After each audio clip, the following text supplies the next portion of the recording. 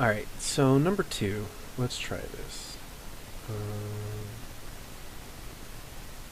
I really don't know how to do this part. Horizontal, I almost got. Vertical, I still got issues with. So we're going to have to make the pulley go out past that little lump in this ramp of Swiss cheese that we have. There's mass A, looking neat. Let's draw this over here. This will be mass B, our accelerator thing. Okay, that's a little weird. Alright, so we know the weight of A, which is actually really nice. I always gave you the masses. I never just gave you the weight. I always made you multiply the gravity in. Which is 102 newtons. We have the weight of B, oops, which is 32 newtons.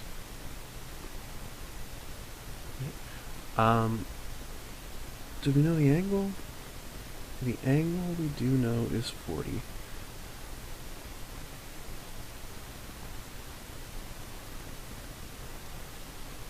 I'll do A, B, and C in each, in their own problem. Alright, so then we have the coefficient of kinetic friction is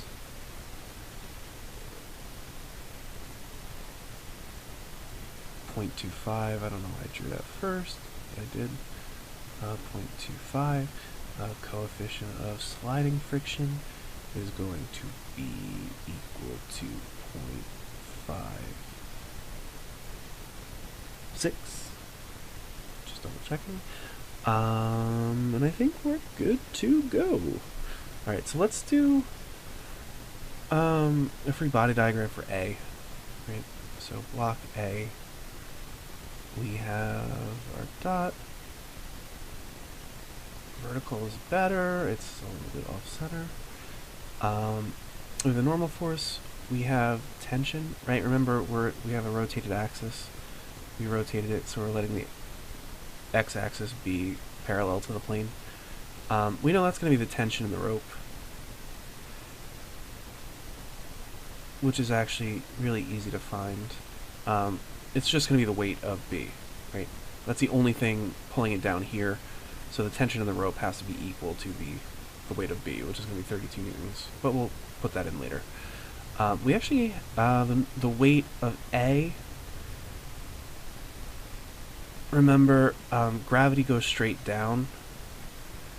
So we needed the vertical component of that gravity.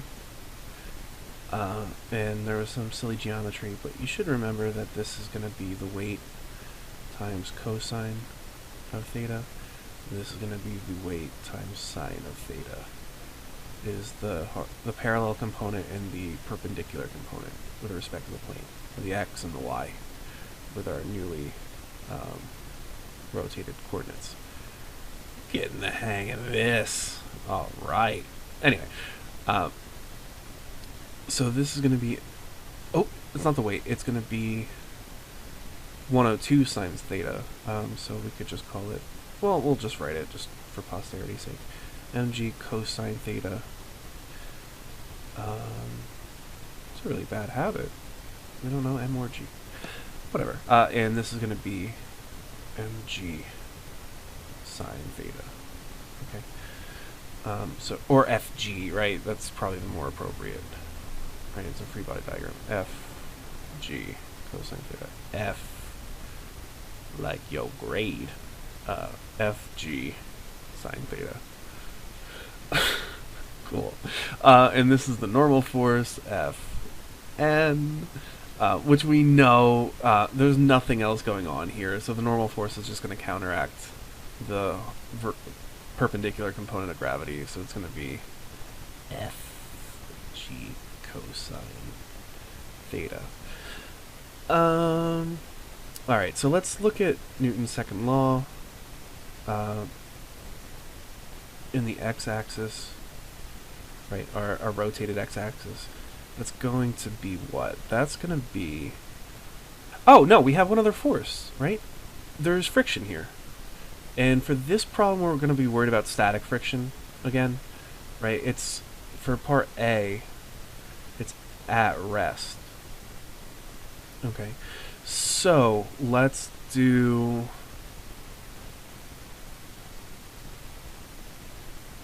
let's plug that in here, right? I'm just going to add it, right? Because I already drew the line. So it's going to be the force of friction. So it's going to be mu s times the normal force. It's going to be added in right here. So they said the positive x-axis to be positive, I believe. Let the positive direction of the x-axis be up the incline. So the tension is our positive force. So tension, we know, is just going to be the weight of B. I'm going to write in tension anyway. We'll plug the numbers in a second. Minus Fg sine theta. And our friction, which is mu s n. You probably should have just wrote ff up here, but whatever. And that's going to be equal to ma, right? And acceleration is going to be positive, because if it moves, it would most likely move up the positive x, but whatever, we can't get that far in advance, we don't really know.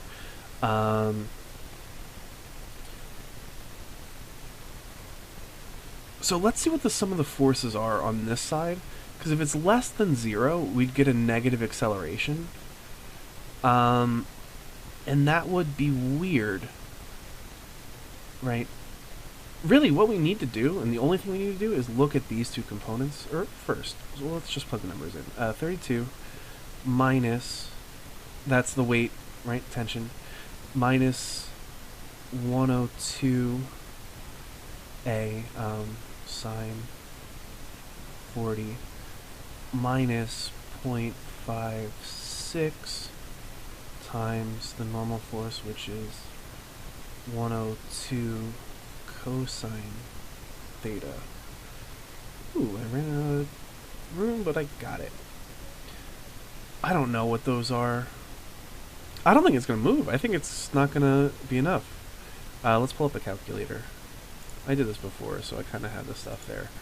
But I screwed up a lot, and I forgot to stop recording, and I had a conversation with my roommate. So, about why I'm talking to my computer about physics. So, 40... I don't know how to use this well enough yet, so I'm doing it really old-fashioned. Time 102 gives us 65.6. 65.6 minus the force of static friction. Oh, I don't want to do that. Let's clear everything. I don't know which one's which. 40 cos times 102 times 0.56 is 43.75. Okay, so 43.8.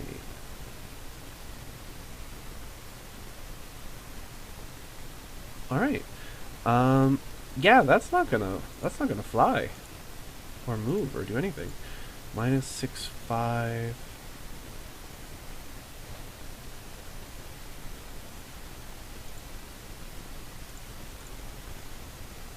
Or does it start sliding down the plane? I don't know what I'm doing. Hold on. I'm thinking and just pushing numbers. 32 minus 65.6 minus 43.8. Okay. Yeah, that's negative. That's not. It's definitely not going to move up the ramp. And it actually won't go down either. I'm going to tell you right now that it's not going to move, and we'll look at why in the next problem. Well, realistically, if what would change is friction in the other... So it's not going to move now because it's negative, so it's clearly not going to go up the ramp. Friction would be trying to pull it down, and we know that friction can't pull it down. So then the other question is, well, is it really could it be going down the ramp? And to find that out, what we would do is friction, if it was going to slide down the ramp, friction would be on the other side of the equation. So it wouldn't be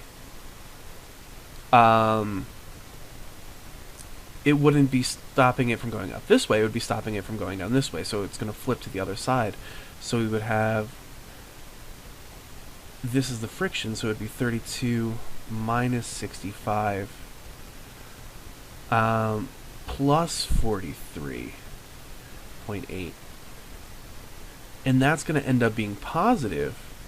So you'd get a positive acceleration in the negative direction, which means it's going to try to be accelerating that way, which is, again, ridiculous because friction won't do that. So it overall ends up just staying put. It's not gonna slide just under B's weight. It would need a little push or a pull to get it right. We're gonna see a major drop off with kinetic friction. It's really hard to get moving, but it's less than half as hard to keep moving. And I think I'll stop it now.